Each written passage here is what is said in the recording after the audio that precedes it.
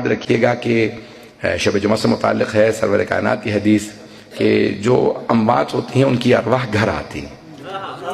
پیغمبر اسلام فرماتے ہیں ارواح مرحومین کی خصوصاً والدین کی روح ضرور آتی ہے اور وہ انتظار کرتی رہتی ہے بچے ہمارے لیے کچھ نہ کچھ دیں گے۔ پتہ نہیں توجہ ہے یا نہیں؟ دنیا میں خاطر مدارت کی جاتی ہے کھلا پلا کے، آخرت میں ہوتی ہے قرآن سے۔ تو کہتے ہیں کہ بہت دیر تک ماں باپ بیٹھے رہتے ہیں، پھر ایک مرتبہ باپ کہتا ہے ماں سے چلو یہ ہمیں بھول چکے، ماں کہتی ہے نہیں آپ چلے جائیے شاید یہ مجھے یاد کر لیں۔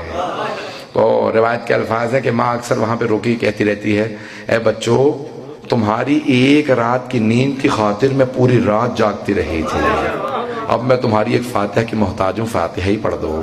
حبیب خدا فرماتے ہیں کہ ماں باپ بھی انسان کے گناہوں کی بخشش کا سبب بنتے ہیں۔ وہ جو بوڑھا باپ یا بوڑھی ماں ایک کونے میں بیٹھی رہتی ہے اور کچھ نہیں کر سکتے، بات بھی نہیں کر سکتے، کلام نہیں کر سکتے، تو کہ تمہیں نہیں پتا ان بوڑھے ماں باپ کی وجہ سے کتنی رحمتیں نازل ہوتی رہتی ہیں۔